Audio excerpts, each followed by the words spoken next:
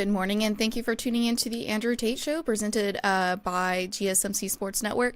We've got a great show for you guys today. We're going to be covering the NBA playoff games that happened this past weekend. We'll also be talking about the Dallas Cowboys. We'll also be discussing the effects of the NFL draft, and make sure that you guys stick around for later in the show when we'll be diving into our dating horror stories for the week. Before we start, I'd like to ask that you guys like and follow the show. Also, we get a number of questions from the viewers that come in during the show, so to ensure that your question gets right on the air, I ask that you use the tips and donation link with your question. The tips and donation link is gsmcpodcast.net. This just puts your question at the top of the list so I can see it, and it also really helps the show. Hello, Tate. How are you doing today? Happy Monday, Miss Faith. Monday. You got multicolors going on here Yes. today. Very summery vibes today. Yes. I'm kind of colorful today. I like Yeah, this you color. got purple on today. You look nice. What is this color? This isn't It's really purple. purple. That is Kind of like purple. kind of like eggplant or something like that. I don't quite know what you Eggplant call is purple. that. There are levels. That's like saying Carolina blue is blue. But it is blue. It's a level of blue, so you have a level Okay, of then. purple on. Okay, then. I cannot see if you're going to come with that logic, then I got no fight back then. Because then, if you're like Carolina blue and sky blue is just blue. It's just a I mean, phase there's of different shades of blue, but it's all blue, you know? blue. Boy, are you fun to talk with? My shirt is mauve. Who cares? It's purple. I love it. So, talk to me. Did you have a good weekend? Yes, I had a very good weekend. I feel a lot better than I did on Friday. I think what it was is just I inhaled so much dirt and pollen from cleaning out the patio that I got sick from it. So I feel great now. Yesterday, my boyfriend had another pop-up, so I went to that. Gotta explain what a pop-up is, remember? Currently, my boyfriend is working with a guy who is actually on this season of Top Chef, but he's going to be opening up a restaurant in August. And so right now they're doing pop-ups at like different places where they have like a set menu and they do specials and just to like kind of put their restaurant name out there before they open. So just I got coffee and food. It was at a coffee shop yesterday. It was the cutest little coffee shop too. And there was an art show. It was great. Anything special on the food? So they did like brunch kind of items yesterday, and they had this really good like take on avocado toast, which I love avocado toast, but it was like more of like an Asian fusion avocado toast. Like it had like chili oil and like pickled onions and things on it, and it was so good. It was delicious. Excellent. Now, Yeah. for me, see, food makes me happy. So this was a weekend of food for me. Yeah. I had some friends come in that have come in from Ireland and the UK. So we've been spending time with them. And so we've been going out to restaurants and having lots of dinners. The first night we went to, I think it was Friday night, we went to a seafood restaurant. And that was all. Seafood in Portugal is always awesome. But the following day on Saturday, we went to a Portuguese restaurant that had as fado as the music. That's kind of like the music of Portugal. We had a really nice lady that was singing and everything. This place is known for its seafood. But I decided I want a steak, and they had a T-bone steak on there. I'm like, shh, let me We test this out. reach out to my my inner American, get me a T-bone steak. Faith, this was not an American steak at all. I mean, It was no. funny. Okay, first off, it's a weird thing to say. One of the absolute best flavored steaks ever. It was super tasty. Also, maybe the worst steak I've ever had in my life. All at the same time. I know that sounds weird, right? Yeah. Seasoned to perfection. The only problem would be you take your knife, you take your fork, and you start cutting, and you start cutting, and you start cutting. And it was so tough. Oh, no. Was it well done? No. It was medium. Rare? It was medium rare. But it was such a tough steak. I think this steak had to be like 400 years old. It was so tough. I asked my waiter to get me a sharper knife. And I started cutting and cutting. And there was parts of it like... Listen, they said you was going to get a workout with that steak. Faith, I only ate like half of my steak because my knife couldn't cut all of it. They're like, this American's ordering a steak. We have to make sure they work out before taking each bite. I don't know if that was, it was like, I don't know if that was cow, if it was Cape Buffalo. That sucker was tough.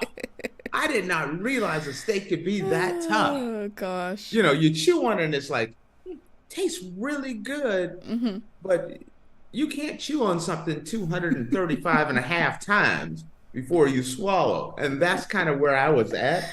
I was like, man, this is just way too much work.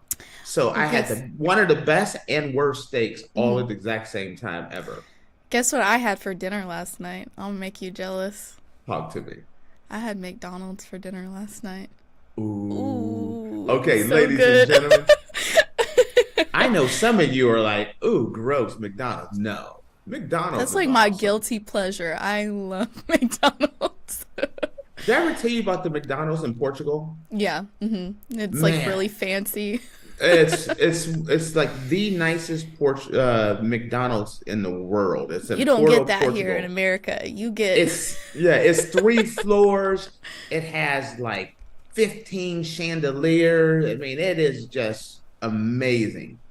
But you can't go wrong with McDonald's. And because I don't eat McDonald's very often, being a former chunky boy, let's just say. Man, but no, McDonald's. I don't get tired of McDonald's. It is so nice. Yeah. People don't appreciate it. It's one of those things with McDonald's though is you can love McDonald's, you just can't love McDonald's. Like you can't be going to McDonald's 5 days a week. No, because that's a quick way to gain a bunch of weight. Believe me, because that happened to me. That's a way to get the booty fuel injected. You'll be have a big old. That happened to me one time. You can't have 3/4 pounders a week and think nothing's gonna happen to you. Yeah, you cannot do that. You bulking up for the NFL Combine at that point. Heck yeah. Yeah, you are not going to like my buddy Steve. He loves McDonald's like I do, and Steve was always a small guy, but he started hitting at McDonald's more and more and more. And you the weight will come on. It's hard to give up. Yeah. And I remember some celebrity said nothing tastes better than being skinny. I disagree with that. See, there are some times I just want to hug you, and this is one of those moments because I'm thinking I love food. I would probably be a lot thinner if I didn't like food as much as I do. If you could give me a Big Mac with some fresh hot fries, the fries from McDonald's, if you pull them right from the oil, throw some salt onto them and throw them to me, there's nothing better. And then give me a big old wedge of cheesecake. Cancel Christmas. Alrighty. All right, let's dive into this. Okay, so we're going to be talking about the NBA playoff games that happened this past weekend. And we're first going to be starting off with the Lakers and the Nuggets. This story is credited to Yahoo Sports. So the Lakers stave off elimination, snap 11-game losing streak to the Nuggets. Let Game 4 be a lesson to all. Nobody beats LeBron James and the Los Angeles Lakers 12 times in a row. For the first time since December 16th, 2022, the Lakers defeated the Denver Nuggets, winning 119-108 on Saturday to stave off elimination in the first round. They still remain down 3-1 with the series heading back to Denver. Game 5 is scheduled for today at 10 p.m. Eastern Time. The Lakers also made a breakthrough simply by building a double-digit lead and then not losing. All three of their losses in the series so far had seen them go up by at least 10 in the first half, lead at halftime, and then get absolutely ripped apart in the third quarter on their way to a loss. They lost by as much as 11 points and by as little as 2 points, but all three were completely demoralizing against an opponent that swept them in the Western Conference Finals last season. So, what is this? The same movie that you've seen over and over again? It is. Is it? This is okay. You know that final scene where you finally killed the bad guy and everyone's crying and they're hugging and we finally did it. We did it. We killed Jason. Then he dives out of the water and grabs. Here's Johnny. Here's Johnny. Yeah. Okay. Here's the reason why this is that case. First off, let's talk about the Lakers. The Lakers finally, one game out of a full dozen. They went 1-12 since 2022 against the Denver Nuggets, losing the exact same way every single time, which is brutal. It's, if they kept figuring out new ways of beating us, it'd be different. But it's like rinse and repeat. That's just the way it is. So, and also the Lakers had some help. Jamal Murray had a strained calf muscle, so he couldn't perform as well as he traditionally does. So he struggled shooting, which then that really helped the Lakers. So Murray's a big part of the reason why that third quarter loss so many times have gone away because of Jokic and Murray. Murray having the calf issue made it so that the Lakers could hold on to that lead. They still have not beaten a fully healthy Denver Nugget team. That's the first thing. Second thing is that scares me, and this is the reason why I say it's the same, could be the same movie, is no team has ever come back from a 3-0 deficit. Ever. They don't come back from it. And what tends to happen a lot of times, and this is what I'm worried about, especially in this situation, when it took you 12 tries just to get one win, and you were trying not to get swept, so you're putting everything in it, and then you finally win, what do? Oh my goodness, man. Finally we beat them. Woo! Girl, I'm glad we didn't get swept. So that next game, the intensity level traditionally falls off. You can see how, it's kind of like, okay, we accomplished something. We at least have our pride intact.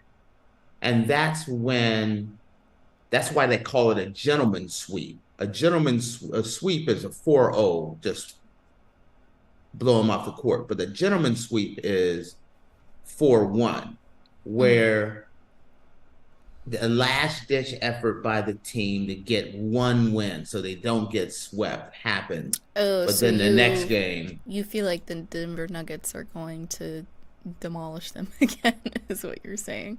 Well, yes, but no. Mm, If you told me that Murray was 100% healthy, mm-hmm, I would say yes. The mm-hmm, Nuggets are going to blow the doors off of the Lakers when they go to Denver. mm-hmm, But I'm keeping hope alive here because Murray is questionable for game 5. mm-hmm, And I would, let me tell you, if there's a case, if the Lakers could go into Denver and take game 5, I know no team has ever came back, but then pressure starts to be mounted on Denver at that point to close mm-hmm, them out.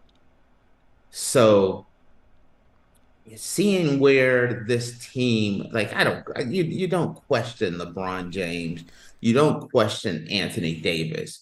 Those are not the guys, Anthony Davis was the key to this thing. On offense and defense. LeBron does LeBron things. That's not the issue. mm-hmm, It's the other players. It's the D'Angelo Russell. It's the Austin Reeves. It's the Rui Hashimuras of it. mm-hmm, Those are the guys that you worry about having that letdown after that big win of finally, oh man, we didn't get swept.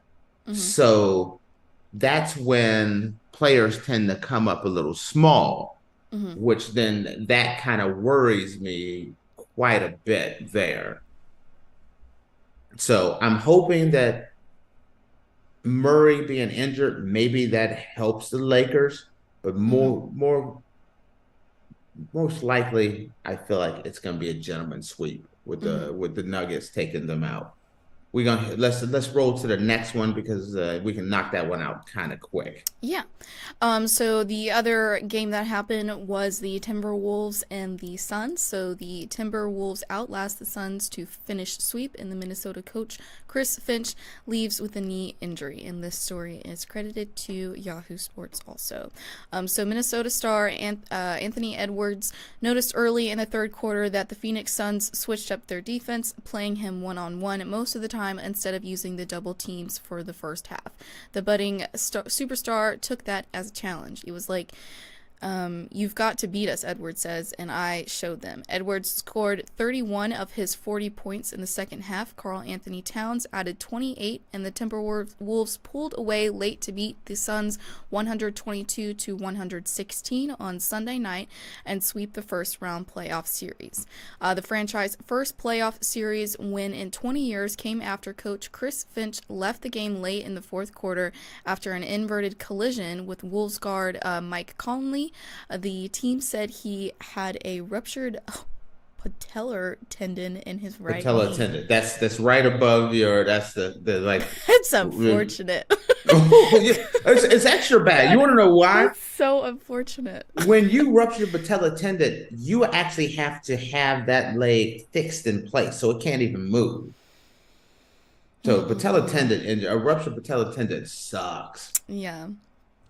You're not even playing though. You're on the sideline. That's what I'm coaching. saying. That's why I was like, that's so unfortunate. You were just standing there. You're just hanging out. Oh gosh. Just taking it all in. My team is beating y'all like y'all stole something. Gosh. And then snap, crackle, and pop. Mm-hmm. Ooh. That's so unfortunate. Okay. First off, couple of things I want to talk about. Mm-hmm. Ant-Man, Anthony Edwards. This dude is balling. Anthony Edwards he's no longer a star. Anthony Edwards is now a superstar. Mm. He's coming out in the playoffs and dominating the team. At the beginning of the year, a lot of us thought was going to just cakewalk through the season. Mm-hmm. I remember when they put all those guys together for the Suns, and you're like Brooker, Beal, Durant, and it's like, why even have the season this year? Mm-hmm. It's kind of a joke. I mean, they're just, how can you do this? And you look around, and the thing that comes to mind, the question I ask anyone is this: Kevin Durant is so talented, maybe the most or one of the most talented basketball players in history. But my question is, has there ever been a player who's been given more who has achieved less? You look at when he was in Oklahoma City, having Russell Westbrook and James Harden and himself, just pathetic. They were a good team. They made it to the finals once, but never reached the mountaintop.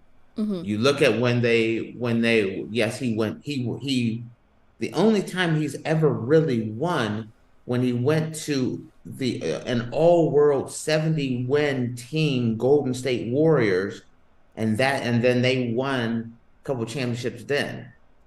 If he doesn't go to possibly one of the greatest teams in the history of basketball, he may not have anything. He goes to Brooklyn. They load him up with James Harden and everything else they've given him. And it was first round exit after first round exit, disappointment after disappointment. So he gets out of Brooklyn. He goes to the Phoenix Sun. And it's like, hey, we're gonna put Booker, Durant, Bradley Beal. We're gonna put all these guys together and create a super team. And your super team cannot even win one game in the playoffs. One. Not one game. They got swept, beat down, not even competitive against Minnesota. First time really being in the playoff, Minnesota Timberwolves destroyed them. Again, has there ever been a player who's been given more who has done less? I mean, he's been given so much and achieved so little with what he's been given. It's a disappointment. This is an outright disgrace for a season for the team, considering expectations for some was not just win in the playoffs, but win the championship and dominate. And it was far from that. It's just flat out disappointment. So that's where I just wanted to touch on that one. Absolute disappointment. Well, there you go. Can you tell how I feel about this one? Can you tell I feel a little disappointed? Oh, gosh. Alrighty, guys. Well, with that, we're going to take our first break. And when we come back, we're going to be talking about, surprise, surprise, the Dallas Cowboys. So make sure you guys stick around, and we will be back in a minute. I feel like I'm losing my mind. Is everybody in the world blind? Please, Lord, give me a sign, a sign. I feel like I'm losing my mind. Is everybody in the world blind? Please, Lord, give me a sign, a sign. I wanna be the greatest. Everybody on the fake shit. I look around and feel like everybody is the fakest. I make this every day and I'm impatient, hoping one day I blow up from the basement. Statement, the top is so vacant. I don't hear shit that I think is amazing. Waiting for my day when I'm playing sold out shows for 1,000 faces. Hey, give me that crown, get in my way and to be put down. It ain't your place, all this my town. If I want that shit, then I'll get it right now. I'm losing it, the noose it fits. I'm losing shit, a stupid myth. You choose to live or choose to dip. You choose to fight or lose your grip and lose a gift. I feel like I'm losing my mind. Is everybody in the world blind? Please, Lord, give me a sign, a sign. I feel like I'm losing my mind. Is everybody in the world blind? Alrighty, guys, welcome back. Earlier, we were talking about the NBA playoff games that happened this past weekend, and now we're going to be talking about the Dallas Cowboys. But before I do that, I just wanted to remind you guys to like and follow the show. We get a number of questions from the viewers that come in during the show, so to ensure that your question gets read on the air, I ask that you use the tips and donation link with your question. That link is gsmcpodcast.net. This just puts your question at the top of the list so I can see it, and it also really helps the show, so you should do it. Excellent. Alrighty. So, the Dallas Cowboys, baby. I love the way you said that. The Dallas Cowboys, baby. Yeah, that's... Oh. I like it. Okay. Okay, so our first story comes from CBS Sports. So Dallas uses nearly every pick to revamp the offensive line front seven. If the Dallas Cowboys are going to make a fourth consecutive playoff trip next season, they need to ace the 2024 NFL Draft. They lost 8 of their own players in free agency, tied for the third most won offseason in Cowboy history. 5 of those losses were starters: running back Tony Pollard, center Tyler Biadasz, left tackle Tyron Smith, defense end Durance Armstrong, and defense tackle Jonathan Hankins.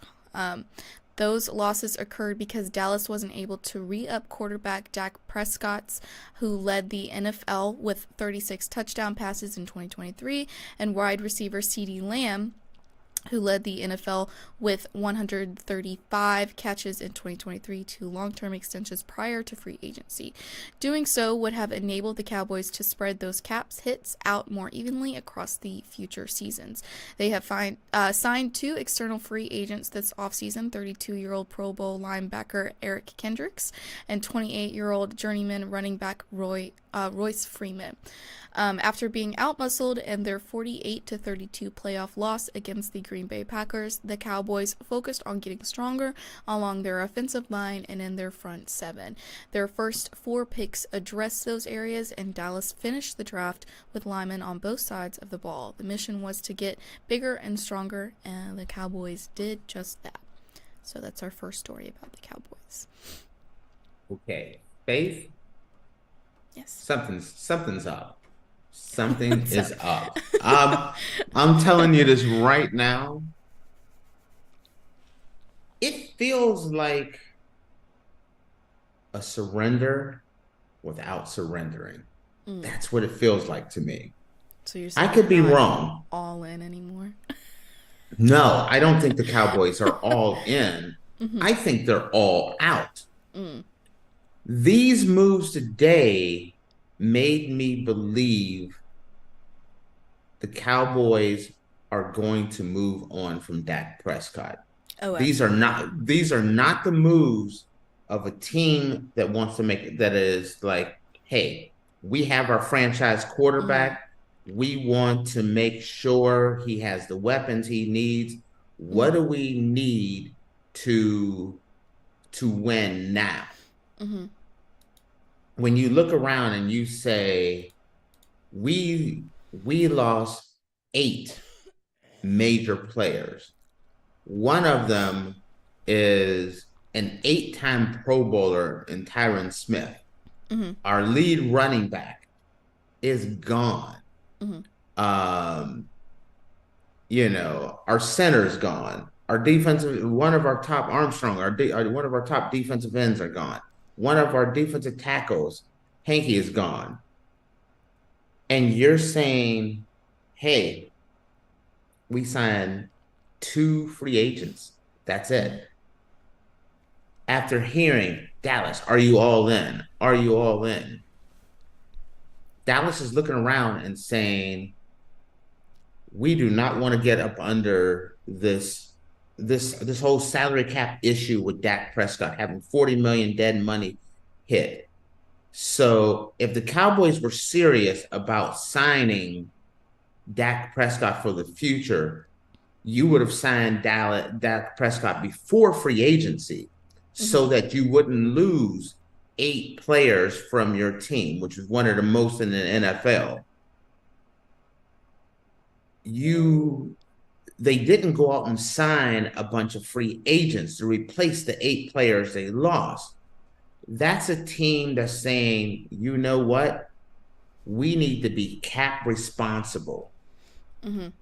And I feel like it's not a total rebuild. I kind of feel like it's a retooling. Mm-hmm. These are retooling moves. These are the draft picks for the future, not for win at all costs, be Mm-hmm. all in for the Cowboys. If you ask me, Dallas Cowboys, they're all in, and this is what they did for the offseason, I would give it a flat out F Mm-hmm. for failure. But if you told me the Dallas Cowboys are retooling and building for the future and preparing to move on from Dak Prescott, I would give this an A+ draft and an A+ offseason. Mm-hmm. So none of these moves, when you look around, it is, hey, we want to strengthen our offensive line and our defensive line. Tyler Guyton from Oklahoma, great choice. Frontline defense and Marshawn Kneeland from Western Michigan. Had to look him up. Didn't know a lot about him before, but he's a guy, strong pass rusher, decent against run stop, great person to work with Micah Parsons and DeMarcus Lawrence. Moving on to Cooper Beebe from Kansas State. Again, interior line strengthening. Moving on, bringing in a linebacker out of Notre Dame. And then focusing on getting some depth. They went with Carson, the cornerback out of Wake Forest. And then also in the 6th round, finally in the 6th round, they drafted a wide receiver, meaning putting depth at wide receiver, not a starting wide receiver. Mm-hmm. This is a wide receiver that won't see a lot of time, but preparing just in case there's injuries. As a player, as a developmental player, this is a situation where I feel like Dallas was setting it's kind of like, we need to stock our pantry. We're not preparing for a dinner party that's tonight. Mm-hmm. That's kind of the way it looked to me. These are all players that will contribute for the Dallas Cowboys. Some will contribute this year, but a lot more of them will contribute next season. Mm-hmm. And it feels like these players are players for the future, not a team that says they're all in for this year. Don't do a draft like this. Mm. I think it's a smart draft. I think this is, if you're saying, you know what, we're not going to sign Dak unless we get a hell of a discount. Mm-hmm. We're gonna start preparing for the future with Trey Lance instead of Dak Prescott. Then these are all smart moves. They're gonna get from up under the cap issue or the $40 million cap hit with Dak this year. They'll have about another 35 to 40 million next year, but then they're free and clear. And then they start addressing the Micah Parsons and the CeeDee Lambs of the world. I love this draft if that's their move. Mm-hmm. If their move is, we're going to plan for the future and Trey Lance is our future quarterback, this is the last year, unless Dak does something amazing, because this is going to be, the fact is they didn't even go out and get a running back at all. I thought at least a late round pick on a running back, a 4th or a 5th round pick on a running back, and they didn't even do that. Means, hey, Dak, Mike McCarthy, we're putting it all on the line. We're gonna rely on you this year, Dak. Mm-hmm. We're gonna go as far as you take us, and if you don't take us, we're moving on. Mm-hmm. And So it's put up or shut up for Dak, I feel like. Also, for Mike McCarthy, the coach as well. I would be a little nervous if I'm Mike McCarthy looking at this because they're planning, they're restocking the shelves, preparing for a long winter. Where when you look at what the Philadelphia Eagles did, the Philadelphia Eagles made moves that's going to impact this year. This year, when I look at the draft overall performance and I look at the NFC East, I have the Dallas Cowboys behind the Eagles, not ahead of the Eagles. So I got the Eagles in first, Dallas in second, the Commanders slightly behind them, and I have no clue what the New York Giants are doing. The Giants needed to address the quarterback position, and they did not do that. They actually went and got another weapon, wide receiver. The Giants made me scratch my head on that one. So, all right. So, and then this all rolls right into the next thing we're talking about. Speaking of running backs, so this story is also credited to Yahoo Sports. So Ezekiel Elliott and the Dallas Cowboys are moving closer to a reunion. The Dallas Cowboys have not drafted a running back through 3 rounds of the 2024 NFL Draft. That's leaving the door open for a reunion with Ezekiel Elliott. Cowboys owner Jerry Jones acknowledged this week that he's interested in bringing back the 28-year-old Elliott, who played last season with the New England Patriots after spending the first 7 years of his NFL career with the Cowboys. Jones did like Texas running back Jonathan Brooks, but the Carolina Panthers selected him 46th overall, 10 spots ahead of the Cowboys' second-round pick. Dallas has 4 more picks remaining, numbers 174. No, they don't. This is over the weekend, so they've already done their draft. Oh, yes. Sorry. So I was just helping you out there to let you finish that sentence there. Go ahead. My bad. Sorry. Okay. Elliott and his agent met with the Cowboys earlier this week to talk about coming back to Dallas. Jones said he believes Elliott is still capable of being an NFL starter. There's an opening in the Cowboys running backs room after Tony Pollard left in free agency to sign with the Tennessee Titans. Rico Dowd, Royce Freeman, Deuce Vaughns, Malik Davis, and Snoop Connor are all currently under contract. Elliott played all 17 games for the Patriots in 2023, recording 642 rushing yards on 184 attempts with 3 touchdowns. He also caught 51 passes for 313 yards and 2 touchdowns. Jones isn't committed to bring back Elliott just yet. That decision will be made after seeing how the final 4 rounds shake out, but considering the inexperience outside of Freeman on their running back depth chart, a reunion seems in order to solidify the position. When I say that the Dallas Cowboys running backs are Snoop, Royce, and Deuce, that just sounds funny, right? A little bit, yeah. Snoop, Royce, and Deuce. That's their running back core. Mm-hmm. Okay, I have been against the Dallas Cowboys bringing Ezekiel Elliott back. Mm-hmm. Faith, you looking at me here? Mm-hmm. Changed my mind. What? Yes. Oh my God. Write it down right now, guys. Tate has changed his mind. Here's the reason. Here's the reason why. Free agency happened, and there was a lot of great running backs in free agency, and Dallas didn't touch them. Mm-hmm. Speak. And I'm like, okay, they're going to go out and get them a young rookie running back this year. They're going to go out and bring in Brooks from Texas or the running back from Michigan. They're going to go out and get a running back.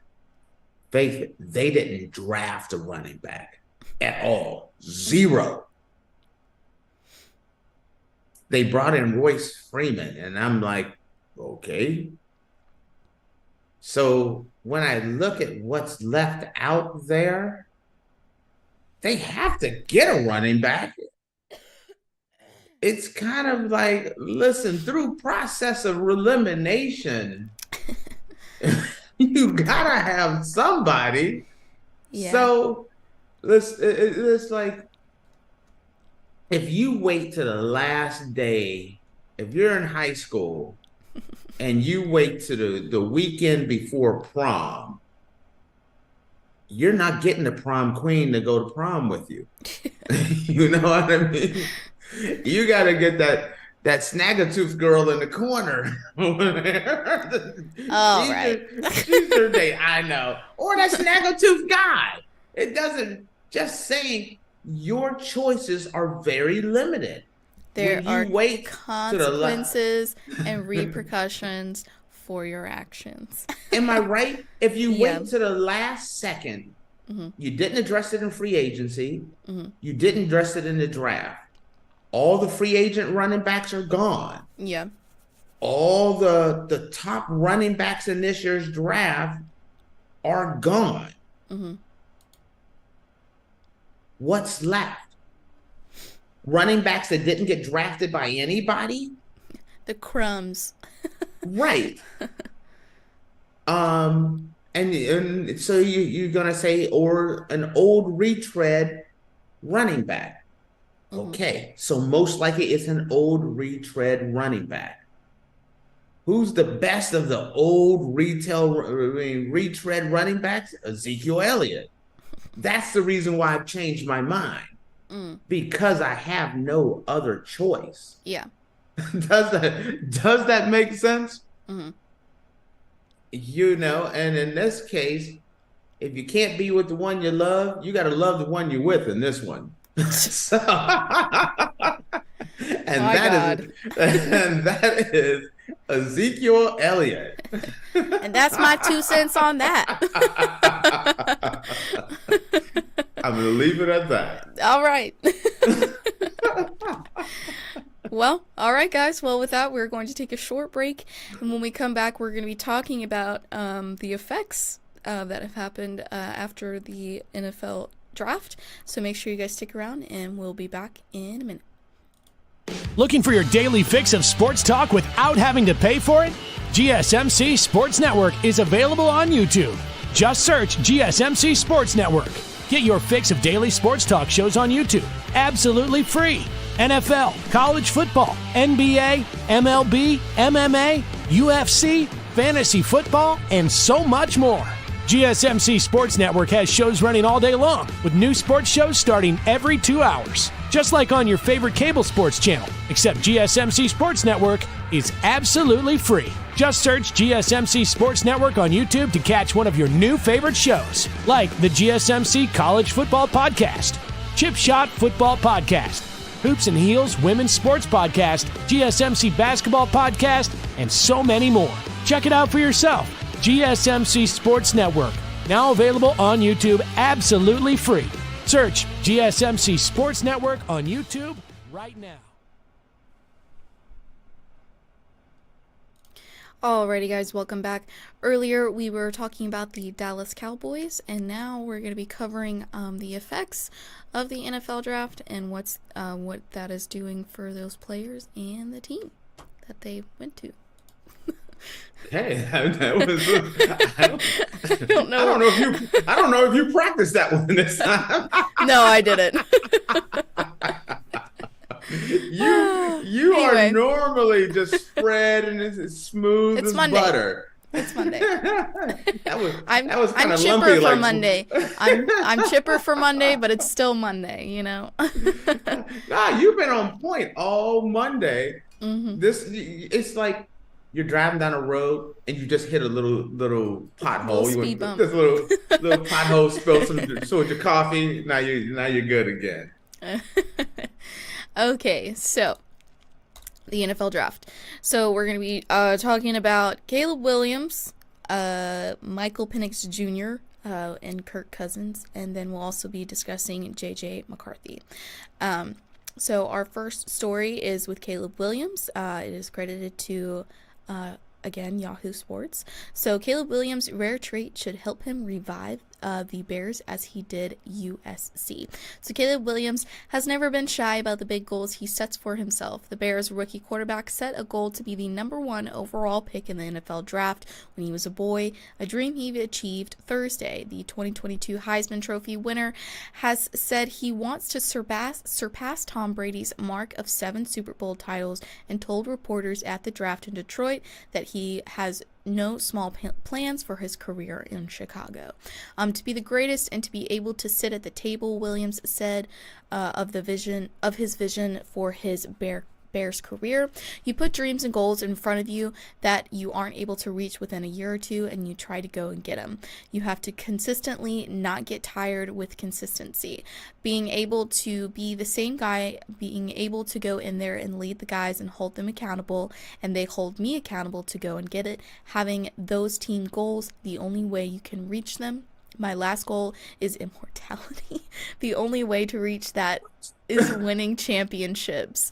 That's big for me and something that is the reason I play the game. I'm excited. I guess what he means by immortality thought he was Thanos or something.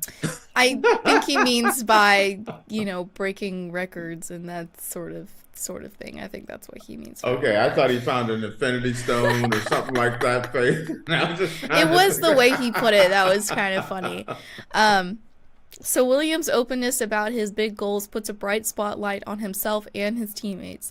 The same was the case during his college career at Oklahoma and USC, but head coach Lincoln Riley saw Williams' approach elevate and energize his teammates. That allowed USC to find quick success with Williams in 2022, and Riley believes the same formula will work in Chicago. Okay. First off, I just want to comment on one thing. When he said he wants to break Tom Brady's record, slow your roll. Slow your roll. Let's pump the brakes a little bit, baby. let's just, You reached one goal. That's pretty impressive. You were first round pick. Yes, listen, you haven't Dan even Marino started in the NFL though, so I don't, Dan Marino is one of the greatest quarterbacks I've ever seen in my life. When I rank the greatest quarterbacks of all time, I got Peyton Manning, I got Tom Brady, I have Dan Marino, Patrick Mahomes. This is in no particular order, just off the top of my head, but Johnny Unitas, and Joe Montana.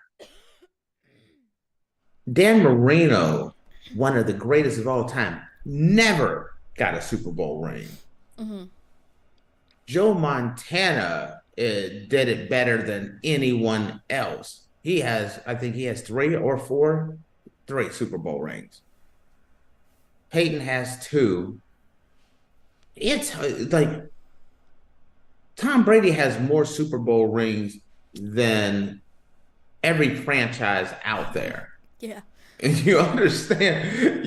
You're maybe drop that bad boy in reverse and slow your roll just a little bit there. That's the first thing I'm going to say. Yeah. Now, let's talk about this draft.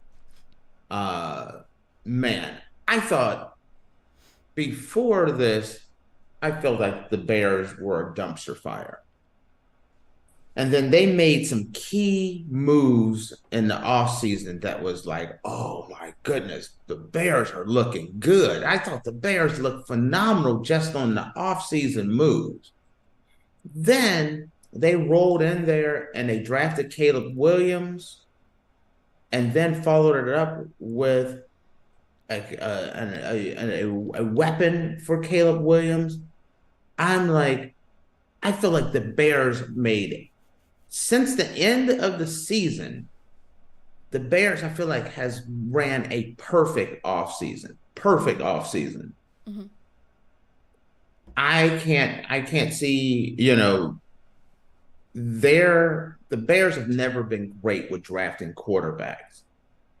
But I think Caleb Williams is the perfect guy. He's a guy that has played under the bright lights. Playing in Los Angeles is not an easy thing to do. playing at USC when their level of expectations are so high at USC that failure is not an option. Even when you have, they looked at some of his seasons as failures. 1 loss, 2 loss seasons are outright disappointment. He's been under that spotlight. He knows how to handle the spotlight. Also, having him drafted with a weapon that he's going to be with for the next decade is huge. The Bears did everything right with this pick. I absolutely loved it. And I could see, I see Caleb starting right out the gate.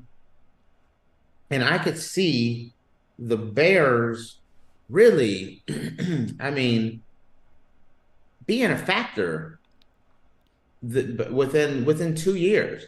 Now, with that being said, the conference the division that they're in, I thought everybody was hitting the jackpot.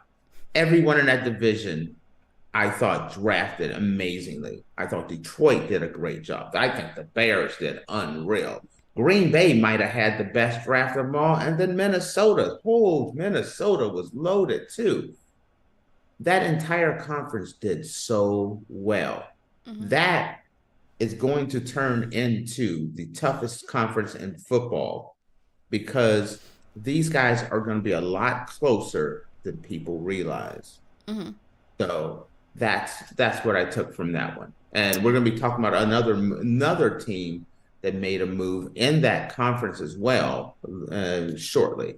So, all right. Yes. All right. So our next story, is you can credit this to, I think it's CBS. I think my autocorrect changed CBS because it was spelled wrong. Anyway, so Atlanta Falcons pick quarterback Michael Penix Jr. in the NFL draft. Current starter Kirk Cousins camp had no idea of the surprise move. The Atlanta Falcons surprised the NFL world on Thursday, selecting quarterback Michael Penix Jr. with the number 8 pick in the 2024 draft. The move got NFL observers talking, given the Falcons' evident defensive needs and that the team recently signed Kirk Cousins to a huge deal to their new starting quarterback. In March, the 36-year-old Cousins signed a 4-year, $180 million contract with a $100 million in guarantees with Atlanta, and a move seemingly designed to correct some years of disappointment. However, when the Falcons' first pick this year's draft came, the team decided to add a young player to the quarterback roster in the form of Penix Jr. Before the pick was announced, Cousins' agent Mike McCarthy posted on X, formerly known as Twitter, "About to be shocked." McCartney later told NFL Network insider Mike Garfolo,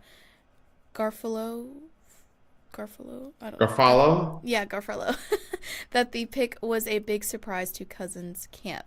"We had no idea this was coming. The truth is the whole league had no idea this was coming," McCartney said. "We've gotten no heads up. Kirk got a call from the Falcons when they were on the clock. That was the first we heard. It never came up in conversation." Speaking to the media after the first round, Falcons general manager and head coach were keen to stress that Cousins was their starting quarterback. They also expressed their excitement in having someone to help them win right now in the former Minnesota Vikings quarterback, while also being able to build for the future with Penix Jr. Okay. How much was that contract for? The full value of the contract? For Kirk Cousins. Kirk Cousins was a $180 million contract with a $100 million in guarantees. Okay. So he got I have it here. So it's a 4-year, $180 million contract with a $50 million signing bonus. Faith, sign your name for $50 million. that. You got it, buddy. Absolutely. Okay. I hate this and I love it all at the exact same time. It's kind of like when we started the show, I had that steak that was so seasoned so perfectly but then it turned out to be a really tough steak to swallow. Well, this is that situation. They didn't have to go this route. First off, there's a lot of people highly upset about this pick. I don't agree with them. And one of the guys, Tommy from our GSMC college football podcast, he's a big Atlanta, Georgia fan. And he didn't like this pick. And Tommy's super sharp, but he wasn't happy about this pick. I love the pick. I love the decision behind it. But sometimes the execution is where I had a problem. You convince Kirk Cousins, hey, I want you to leave the team that you've been with, that's been super loyal to you, that have done all this for you, and I want you to leave them and come to us, and we're gonna pay you well. We're gonna bring you into the family. You're our future. And then a few weeks later, hey, we just drafted our future quarterback. That's blindsiding him. Second thing is, you weren't, so really there's a layer of lack of trust now between Kirk Cousins and the Falcons. If they would have came in, and I'll tell you this, if the Falcons would have went to Kirk Cousins and said, this is the money we're offering, here's the signing bonus, but I want you to know we plan on drafting a quarterback with our first overall pick we have. The first pick we get, we're drafting a quarterback. Kirk Cousins don't sign with the Atlanta Falcons. There's no way he signs with them. Why would he? He would have stayed in Minnesota, or he'd have went somewhere else. He didn't have a shortage of places to go to. There's no way he signs with them. So there's a layer of lack of trust there that I have a major problem with. This is not how this is not the way a quality organization runs their team. Second of all, okay, here's the next thing. Faith, what about this? It's the night before the draft. We pick up the phone and say, hey, Kurt, listen, we've signed you. Our plans are to work with you, and you're our quarterback for what we signed. But we have an opportunity to draft a great guy. If we have that opportunity, we're going to take it and have you groom him for the future.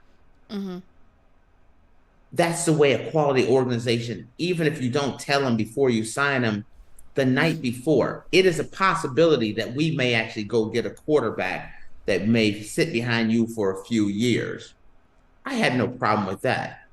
But seconds before they're about the pick is in, before the pick is announced, then they call him, hey, just giving you a heads up, we just drafted a quarterback. Sorry about your luck. Is not the way to handle it, especially for a quality guy like Kirk Cousins. He's always been a consummate professional. I didn't like the way they did this. Now, what did I like about this? I don't like the way they handled it, but what I like is they're taking that Green Bay Packer, Kansas City Chiefs approach. Kansas City Chiefs had Alex Smith, who was performing at a very high level, had taken them to the AFC Championship game. They were doing really well. And what did they do? They came to him and said, hey, we're going to trade up to get this guy out of the Big 12 that not that many people were really paying attention to, a guy named Patrick Mahomes. We're going to draft him. We want him to stay behind you for a couple of years. And I want you to groom him.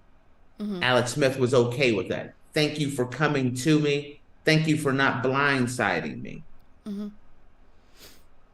Atlanta didn't do it that way. That's the problem I had. Now, the model is Kirk Cousins stepped behind Alex Smith. He learned when it came, not Kirk Cousins, Patrick Mahomes learned behind Alex Smith. When it came time for Alex Smith, meaning for Patrick Mahomes to become the starter, they moved on from Alex Smith. Green Bay, they drafted Jordan Love behind Aaron Rodgers. Aaron Rodgers, again, blindsided. This is which caused a lot of problems for them. That's why it's kind of like the model, the Green Bay model. But then Jordan Love learned behind Alex Smith for a couple years. They moved on from Aaron Rodgers, and now they have their quarterback of the future in Jordan Love, and they're set up for the next decade. That's what I do like. I love the fact that they have their quarterback for this year and next year. And if you want the following year, you have him under contract. There's a big that was a big contract, but then you know that you're after the Kirk Cousins years, Penix Jr. becomes the future. So I love that. I think Atlanta is loaded. They could have done with some more defensive help with that first pick. And a lot of people think, and I think it would have been a great move, if you'd have got some help that could have helped them immediately by adding some other players that would have helped them. I think that would have been great. But I love the fact that they're planning for the future and they're secure in where they're at and have their Mr. Right Now and Mr. Future all under the same roof right now. I just don't like the way they did it.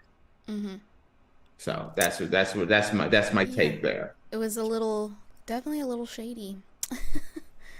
Yes, especially it's kind of like someone says to you, Faith, hey, I want you to go to prom with me. And then the last second, right before the car is supposed to pick you up, change my mind. We're going to take, I'm taking, I know I paid for the dress. I know I paid for your ticket and everything, but I'm going to go get Becky instead. About that, it could have been handled better. Yep. So.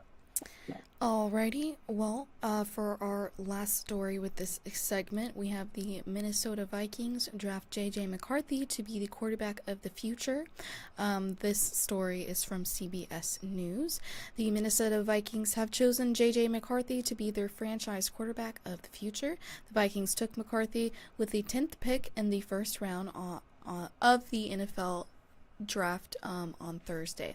McCarthy coming off a national championship win with Michigan, but he didn't have to do much as a passer to get there. He threw for just 2,991 yards, 22 touchdowns, and 4 interceptions all season. His NFL.com scouting profile notes a lot of intangibles. He is confident and seems to have the ability to take slights and digest it as competitive fuel, but does highlight the concerns about his physical ability. McCarthy should continue to improve as a passer, but he fails to stand out in many of the areas that tend to be predict of top-level success in the NFL, the profile reads.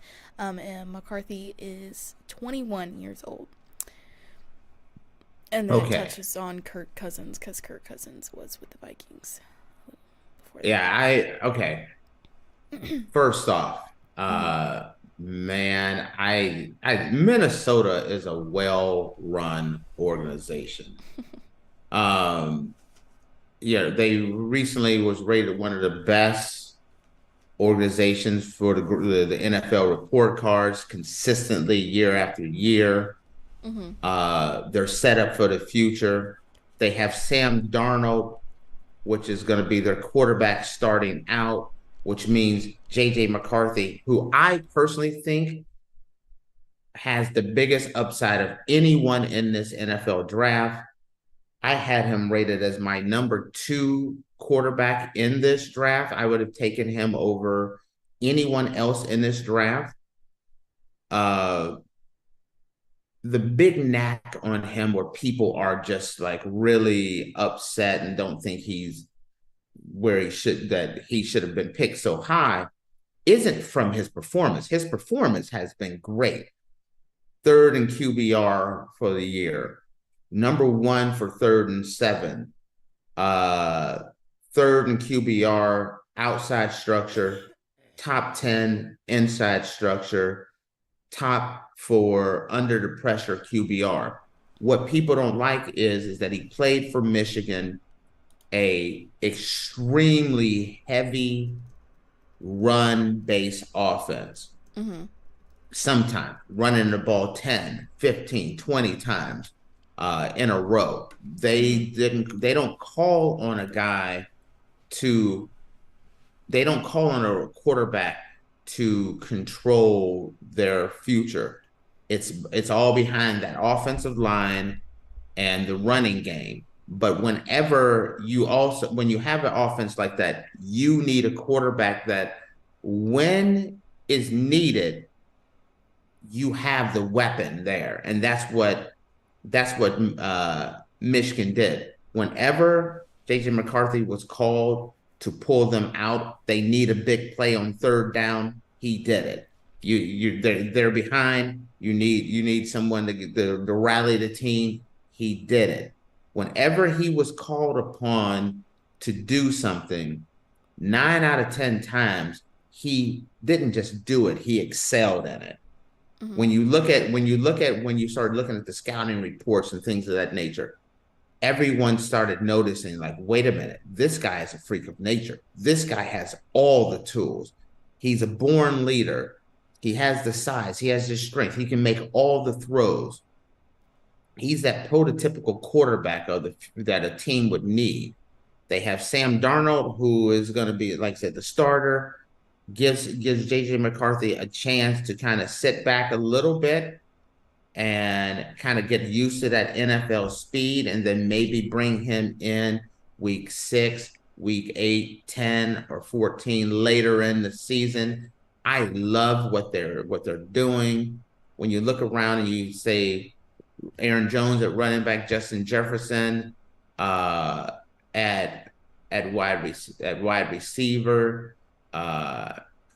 they're set up for the future. I love this organization. They're doing well. The only problem is everyone in this organization, everyone in this division has improved. Mm-hmm. Everyone. The Bears are exponentially improved. As I mentioned, Minnesota's improved. Green Bay just jumped light years ahead, and I think Green Bay is really good. The Detroit Lions just was in the NFC Championship, and they improved. This division is a cage match. I love that you love the Detroit Lions. You don't see a lot of people supporting the Lions. I'm loving it. Fan now. I love that. That is you don't have a lot of people coming out there saying it with their chest. Hey, I'm a Detroit Lions fan. I love that about you. But yeah, I really like what has gone down here, and I'm super excited about it. So yeah. J.J. McCarthy. I got him as if I was drafting a quarterback in this draft, J.J. McCarthy would be the guy I would draft. Mm-hmm. You've been a big fan of J.J. McCarthy. Yes, no matter where I'm at, no matter where I'm drafting in this draft, he's number 1 on my draft board. Mm-hmm. That's how highly I think of him. So I like this pick. I like what Minnesota's doing. Very nice. Mm-hmm. Alrighty, guys. Well, with that, we are going to take a quick break. When we come back, we're going to dive into our dating horror stories of the week. So make sure you guys stick around, and we will be back in a minute.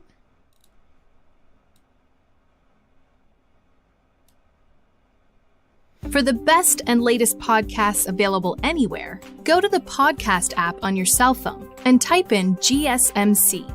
To access free content-rich podcasts on health and wellness, book reviews, sports, entertainment, relationships, social media, movies, technology, finance, and even weird news. Subscribe and download the GSMC Podcast Network's family of shows.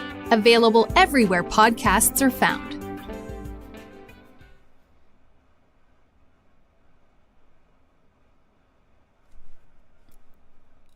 Alrighty, guys, welcome back.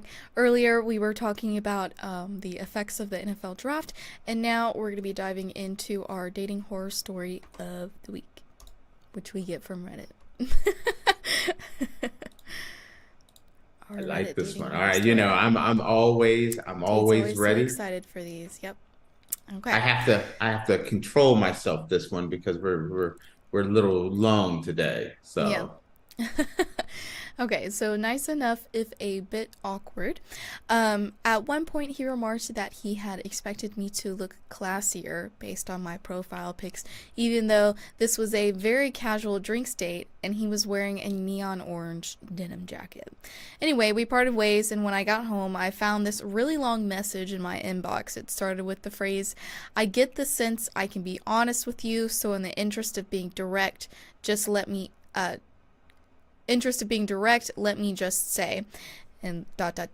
My first thought was that he was about to tell me that he wasn't interested in pursuing things further. But no, he went on to write that I seemed pleasant enough, but he wasn't sure he found me attractive or well suited to him. However, he explained that's pretty typical for him. It takes him a while to really get to know someone deeply before he knows if he's interested. Therefore, he was proposing that we skip dating and enter into a serious relationship where we would spend several nights a week together. He felt confident that if we got right to it, we could assess if we actually liked each other in a few months. I can relate to feeling attraction as a slow burn that takes time to develop. I really can, but the idea of jumping straight into a serious relationship and spending most of our free time together in hopes that we'd like each other eventually felt like a whole lot of pressure. I declined. Props to him for graciously accepting my answer. Okay. See, okay, what is wrong with some of these people out here? Listen, I'm not sure I'm really attracted to you at all. But let's just dive into a serious relationship. Why don't you move in with me? We just spend all the time, we skip all the formalities. We spend every moment together. We sleep together. We do everything. And then I'll decide if I'm going to kick you off the island or not.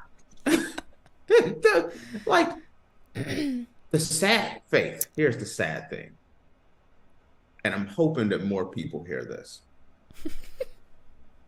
This would work. This would work on some people. Yes, it would. It would work on some people. Mm-hmm. I know some of those people. I hate saying that, Faith, but there's so many people out there that want to be in a relationship so bad that this would be, yes, done. Let's do this. And you know what you're doing? You've officially put yourself in the bargain basement bin. You're 75% off on clearance. That's all you're doing to yourself. You're selling yourself out. Here's the thing. You have to, especially as a woman, and I'm not trying to be sexist, I'm just saying, but there's a lot of times you can't discount who you are. The minute you discount who you are, that's who you are. That's what you're thought of. That's the way you're treated, and it is hard to change that. Yes, it is. And then you start repeating things. You get into a cycle where you're repeatedly doing the same thing over and over again. Don't sell yourself short. Believe me, my past relationship, he asked me to be his girlfriend after our second date, and I said yes and jumped into a relationship with somebody, and obviously it didn't work out because he's my ex-boyfriend now. So take it slow. That's what I did with my current boyfriend. We're very happy. Take it slow. Don't jump into relationships. It's going to sound crazy, but guys will appreciate a girl that takes it slow more than a girl that was willing to take it fast. If it's like, hey, you got to work at it, or it's not easy to achieve. Sometimes it makes a guy more interested. But just coming in there, listen, hey, we went on one date. I don't even know if I like you. I'm not even sure I think you're cute. But why don't me and you just start doing all the advanced stuff It's such a bold statement, and so I guess I should credit this guy for being that bold in life, but maybe slow your roll a little bit, dude. And see, but I can't hate on him, Faith, because he won. It would not. You can't look at him and say, "Hey, you lied to me." He was honest. He was very honest. You know, I don't even know if I think you're cute. Yeah. Let alone if you're somebody I want to see. But I'm willing to kick the tires a little bit. You know, I'll drive you around the block a few times, and then if I'm not happy with you, I'll toss you aside. I don't understand why he thought like the best solution was to jump into a serious relationship. Like, dude, you can still go out on dates with her. It's not like because you aren't attracted to her the first time, you can still go out on dates and see if something else changes. Because it would work. That's the reason why. It's not you don't say that with your chest the first time ever. You don't be like, you know what? I don't know if I think you're attractive. I don't know if this, and this. You've done this approach before and had success. And what you get out of this What type of success, though? What's the success? Faith. That's the question. I'm trying to keep this. Success? I'm trying to keep this. Okay, PG. so that's the success. So Yes. then he is a liar. Yes. Yes, I agree with you. So he's not I agree being with you honest. 100%. But you're okay. But maybe he's not telling you the truth on everything that he wants, but he's putting it all in your court. I want to sample all the goods. I want you spending all the time. It's kind of like I want it all. Be no but and then after I that get sentence. But I want to have this button right here that I can hit the eject button and toss you right on out once I'm done. That's a quick way to get all the best out of someone and toss them aside. I'm going to say no woman should ever agree to these terms. Don't sell yourself short on this one. Oh, yes. No. Faith, I'm telling you, I think he would have, not only do I think it would work, I think he would have high success with it. Women lower their standards for men too many times. Too many times. I can't even tell you the amount of times I have lowered my standards for men. Don't do that. It isn't. You don't get any. You're not successful in any time you lower your standard for somebody. Don't do it. Don't sell yourself. That was going to be my thing. My question to you is, how many times have you lowered your standards? Too many. And then you come back. You fast forward to the future and you look back at that and you're like, why did I do that? Mm-hmm. Too many times. Oh my God, what a mistake that was. Too many times. And I have finally learned the lesson, No, you 4 don't. boyfriends in. Yeah, do not sell yourself short. Yeah. That's the key. And I tell you what, if the guy really was into you, saying no to that, listen, no, shows you're not weird. Desperate. But saying yes guarantees that how desperate you are, also guarantees he knows everything he's getting. Yep. It's kind of like a little kid saying, hey, Mom, I know it's Christmas Eve, but can I open my Christmas presents now? If you give in, the kid knows everything he's getting. He knows he gets to unwrap everything, tear the paper up, and have a good old time. Then he's got nothing to open on Christmas, though, so that sucks for you, buddy. Then you're like, hey, I'm going over grandma's and have Christmas over there then. That's kind of what he's doing. This guy is like, you know what? I've had Christmas with you now it's time to go have Christmas with Becky or somebody else, because that's more than likely what's going to end up happening. He's eating his cake and he's getting it too. And like I said, it would work. And that's the sad thing. I wish more people would say no. Mm-hmm. So that's where I'm gonna leave that one today. Just a little tidbit today. I love how like sometimes with these stories they turn into dating advice with Tate and Faith. I've dated a lot. I'm not gonna lie to you. I've been through this whole probably thing. People's relationship counselors. Hey, listen, I give solid advice because I've dated in my life. I didn't get married until I was 40. I loved being single. I was the guy that was happy being single. If I found the right person, great. I was open to getting married, but I was never gonna settle. Never was gonna settle. Being single was fun and great for me, and until I found the right person, I was never going to settle. So I love dating. And so I have a lot of experience. That sounds kind of bad, but it's true.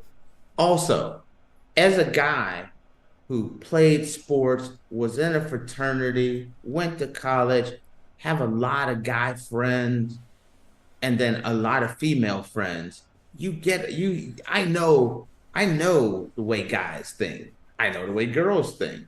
It's the truth. Yeah. Have I given bad advice yet? No, but I do have a different perspective since I am a young woman who is absolutely not married right now. So hopefully. No. See, and Faith, this is the reason why we do this, because we're so different. We approach these conversations as an early 20-year-old single woman. I'm a 54-year-old Black man. You're in college. I'm a professional. I'm in my career. There's a lot of things that we are different in. So it's kind of cool. I'll tell you my side, but I totally respect your side. So it's great hearing both of those sides, or hearing like you're talking about, hey, I've made this mistake.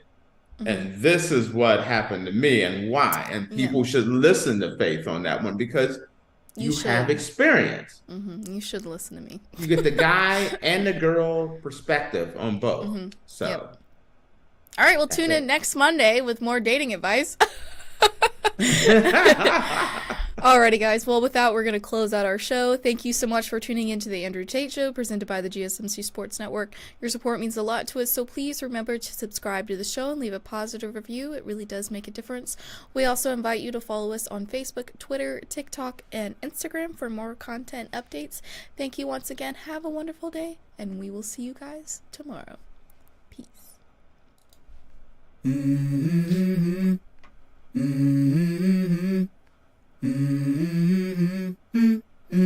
Let's go. I wake up to a little bit of drool on my pillow, feel like it's gonna be a bad day. Yeah, I'm tired of shit, and the coffee ain't hit yet, damn, ain't that great.